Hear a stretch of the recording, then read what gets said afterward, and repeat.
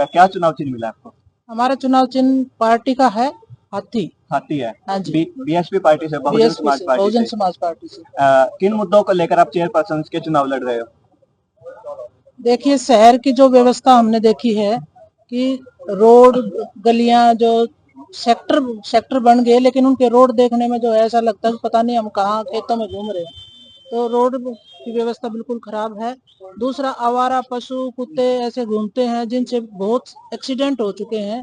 हमारी महिला की जान चली गई, बच्चों को नोच के खा जाते हैं। तो ये नगर पालिका का काम होता है कि भाई उनको व्यवस्थित करे ताकि किसी को नुकसान ना हो।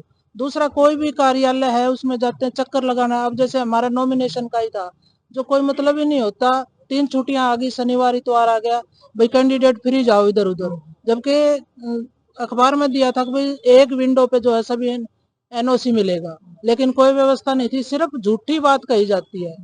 तो ये है कि भाई कोई भी एक प्रजातंत्र में हर किसी को चुनाव लड़ने का अधिकार है और उसकी व्यवस्था सिंपल होनी चाहिए ताकि सभी जो है अपना इस मत को जो है ठीक तरह से प्रयोग कर सके और अपना काम कर सके। दूसरे, आपके सामने बीजेपी कैंडिडेट से भी है माफी डांडा, श्रीमती माफी डांडा, और कांग्रेस ने भी अपना उम्मीदवार उतार दिया है चेयरपर्सन के लिए, सुनीता नेहरा जी। ऐसे में आपको क्या लगता है, आपकी दावेदारी कितनी ज्यादा मजबूत है? देखो जी, पार्टियां सभी उतारती हैं। बीजेपी को 25 साल जो हमारे चेयरपर्सन है उन्होंने इस साल में 25 साल हो गए। पहले वो कांग्रेस में भी थे, लोकदल में थे और चेयरपर्सन रहे हैं, एमएलए भी रहे हैं। सारी व्यवस्था उनके हाथ में है, लेकिन फिर भी अव्यवस्था है तो उनको मौका मिल चुका। कांग्रेस में थे, यही कांग्रेस में थे तो कांग्रेस को भी मौका मिल चुका। अब हम चाहते हैं कि एक नई व्यवस्था बने, ठीक ढंग से बने, और हम चाहते हैं कि बीएसपी को मौका मिले कि ये लोकल सरकार है, ये कोई पार्टी से संबंधित नहीं है। लेकिन ये पार्टियां चुनाव चिन्ह देती हैं तो फिर हमने भी ये सोचा भी हम भी बीएसपी से लड़े, क्योंकि वो आम जन की, सर्व जन की पार्टी है और सभी के भलाई के लिए काम करती है, बंधुत्व का काम करती है।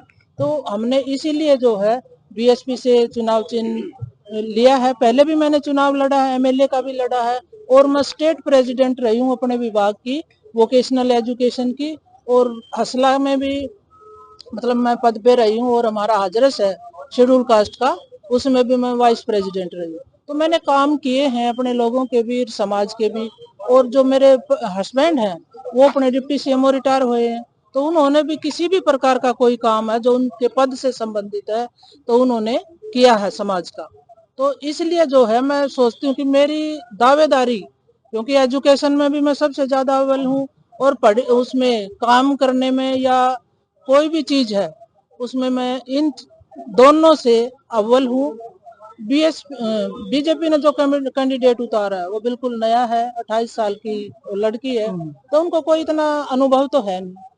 अपने कांग्रेस ने जो उतारा है वो लगी रहती है बेचारी। लेकिन 32 के 32 सिंबल पे लड़ रहे हैं? नहीं जी, नहीं, हमने सिर्फ चेयरमैन के लिए लड़ा है, क्योंकि ये देखो लोकल है। हम चाह रहे हैं कि जो 32 के 32 बन के आए उन सब से हम मिल के काम करेंगे। सबके वार्डों में जो भी समस्याएं तो हैं, आप पब्लिक के बीच में गए होंगे, आपको उनकी कुछ कमियां नजर आई वार्डों में?